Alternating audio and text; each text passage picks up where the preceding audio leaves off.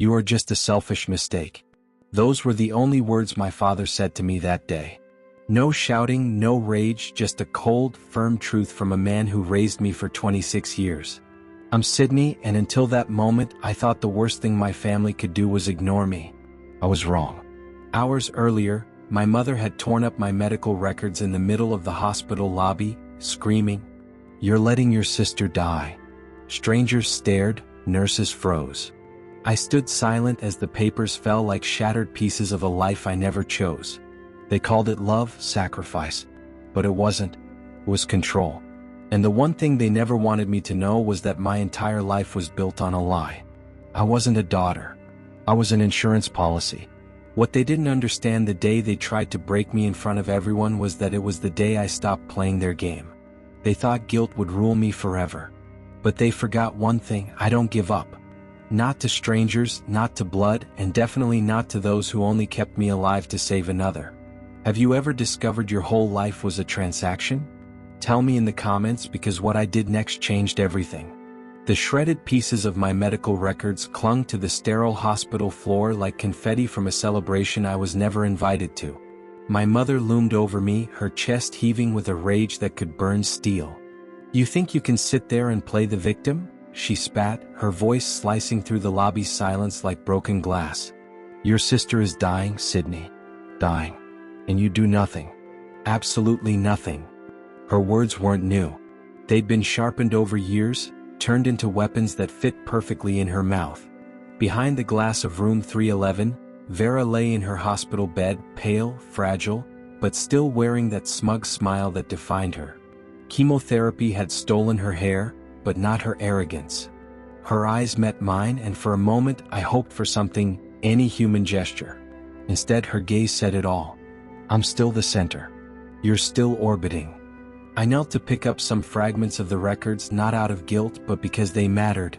Evidence. Facts. Something solid that couldn't be twisted like every bedtime story they told me growing up. "We didn't raise you to be this cold, this ungrateful," my mother hissed, lowering her voice as if volume were a virtue. "We gave you everything." I looked her in the eyes. "You gave me what you thought I owed you." She blinked. For the first time, silence stretched between us. Not peace, not understanding, just a void where her anger didn't know where to land. Then came the scream. "You're letting your sister die." It bounced off the polished walls, loud enough to draw attention. A nurse froze near the vending machine. A security guard turned his head. Shame was a living thing slithering across my skin. I didn't blink, didn't cry, didn't move because I knew this wasn't pain. It was theater.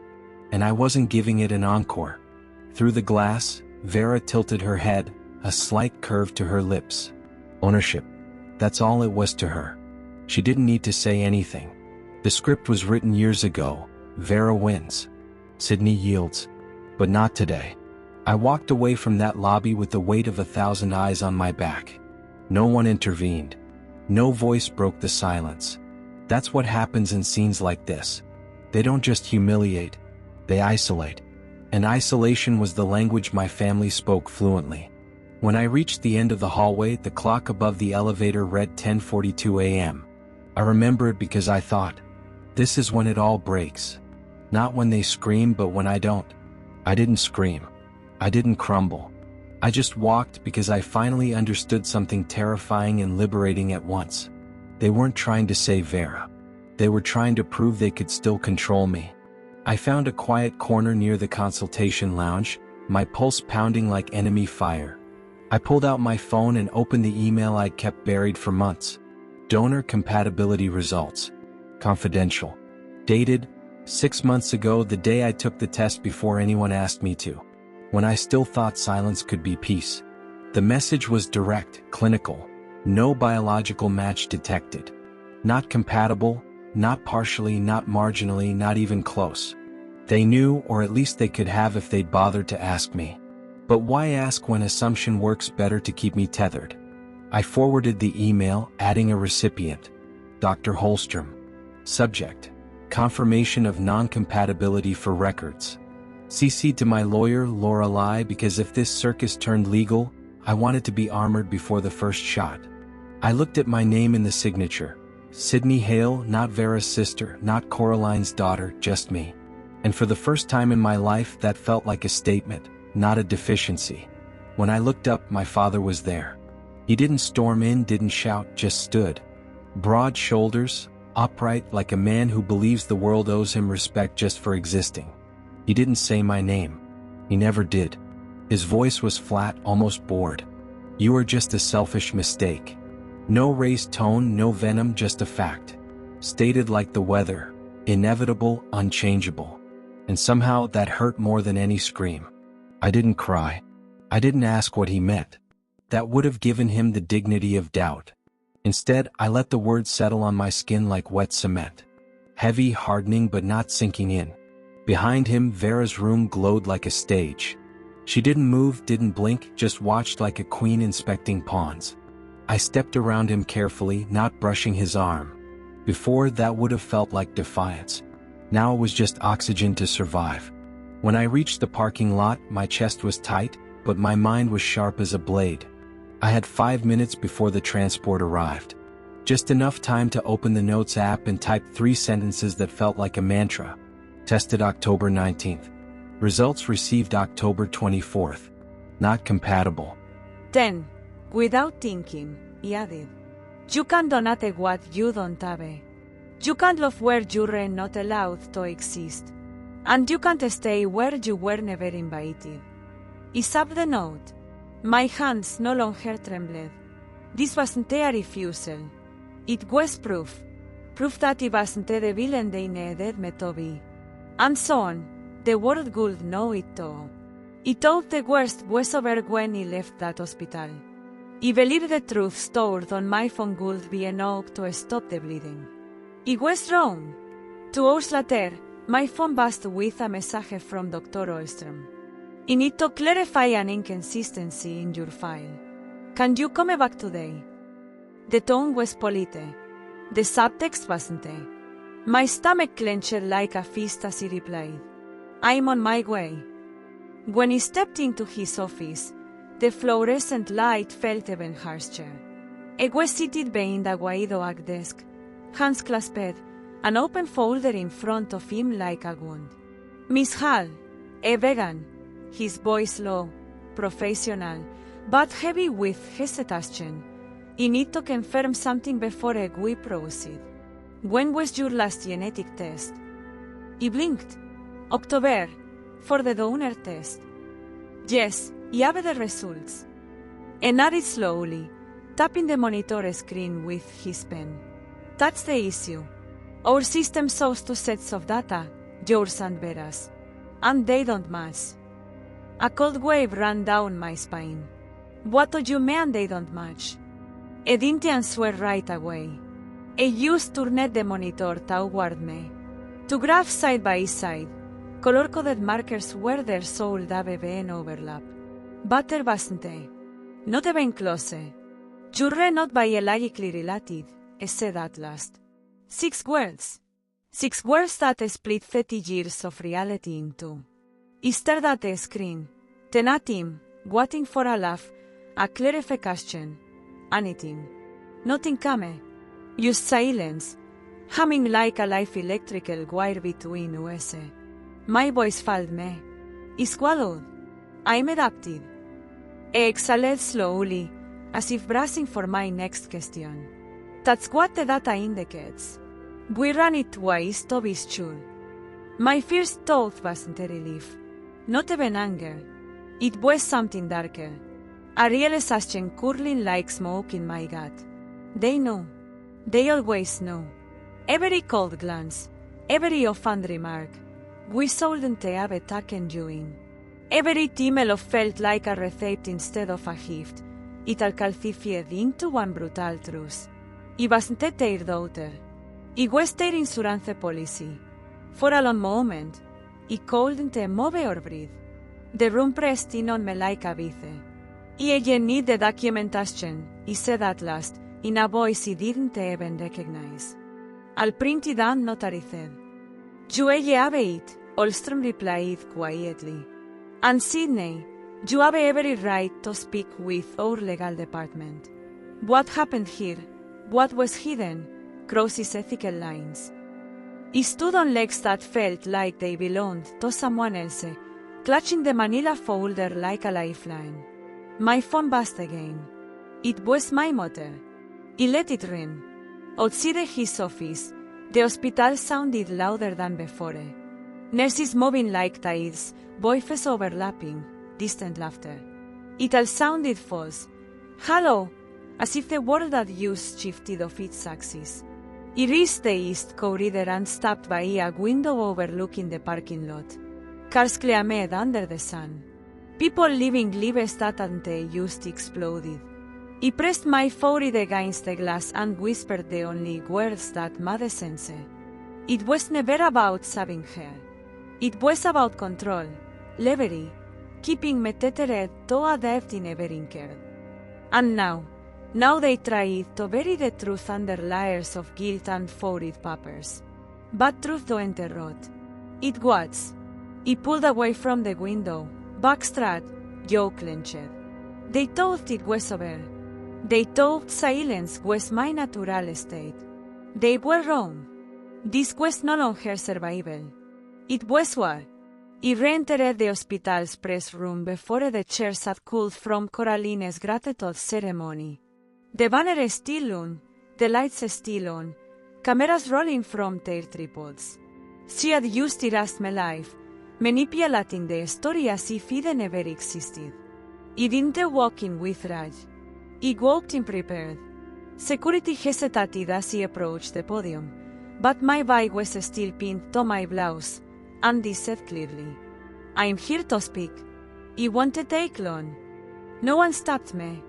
They didn't know what was coming. He placed the folder on the podium and opened it slowly, like a soldier laying out ammunition. "My name," he began, voice steady as a blade, "is Sidney Hall. You didn't hear that name today, but it matters." Heads turned, phones rasped. "This," he held up the first seed, "signed page, is the official result from the National Donor Registry, dated October. It says I'm not compatible with Vera Hall. This," he held up another page, "is a consent form forged in my name without my knowledge. And this," he touched the folder, "is proof that my mother received those results 6 months ago and that she hid them from every doctor in this building." A gasp rippled through the crowd like an earthquake. "I'm adopted," he said clearly. "They never told me. They brought me here assuming he could save someone who spent her life destroying me. And when that failed, they tried to use my body to cover their lie." He heard the gasps, the whispers, then the sharp crack of Coraline's composure breaking. She stumbled forward, her voice so sharp it cut the air. "Lies, c'est unstable, this is revenge." He turned, cold as a stone. "No, this is documentation." He held up the sealed page, its blue stamp gleaming under the lights. "Unlike the forged signature you submitted, this holds up in court." More flashes. A voice from the press shouted, "Do you want revenge or justice?" He didn't even blink. "Neither," he replied. "I want a silence, Toen." He stepped down from the podium, folder in hand. Behind me, Coraline collapsed. The sound of her body hitting the floor silenced the room. Mary clung toward her, shouting something drowned out by either hissing voices. On the monitor, Vera's live feed cut off. The cameras followed me as he walked out, my heels clicking like gunshots on the floor. No one tried to stop me. They couldn't. Outside, under the sun, my hands didn't tremble.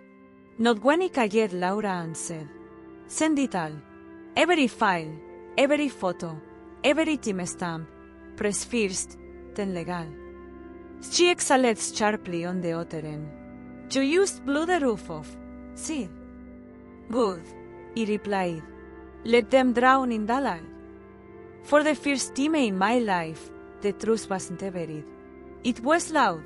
It was permanent. And it was mean. It's been 7 days since that press conference. 7 days since my name stopped being a whisper and became a headline. Adapted daughter exposes foreign consent in Oregon donation scandal. Hospital Ethics Board launches investigation.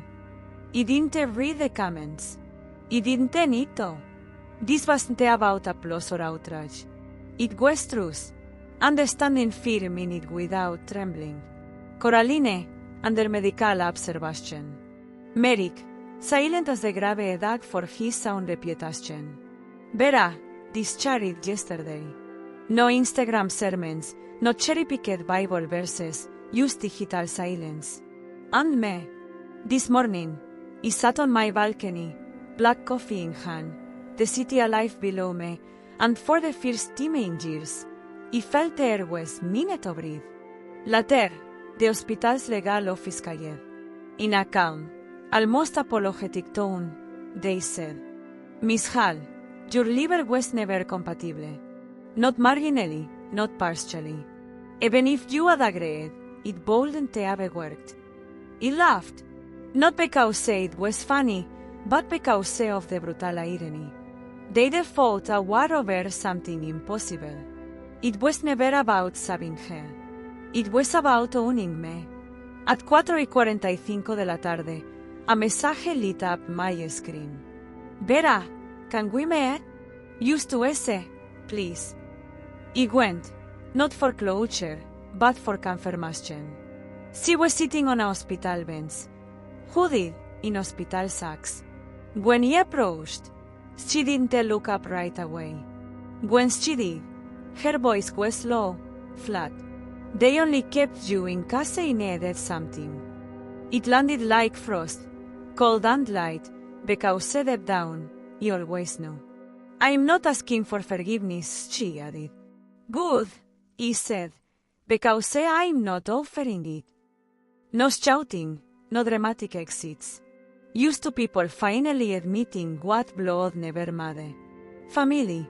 The next day, I filed the papers to legally change my name. Sydney Hall. Mine by choice, no transaction. Before bed, I opened an envelope and noticed in the stack of mail. No sender. Inside, a note in slanted handwriting. Hi, Sydney. I saw your story. I'm adapted too. I didn't know I could say no. Thank you for showing me can. I'm 17. You gave me something I didn't know I could have. Choice. No signature, used proof. Not of pain, but of purpose. So if you're watching this and have ever felt harassed by those who were supposed to protect you, hear me. Your word isn't up for negotiation. Your voice isn't too loud. And you are not alone.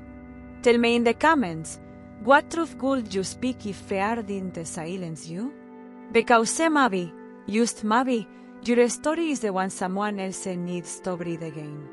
And if you believe stories like this matter, subscribe. Stay. Be part of a space where silence is no longer survival. It's a choice you will never have to make again.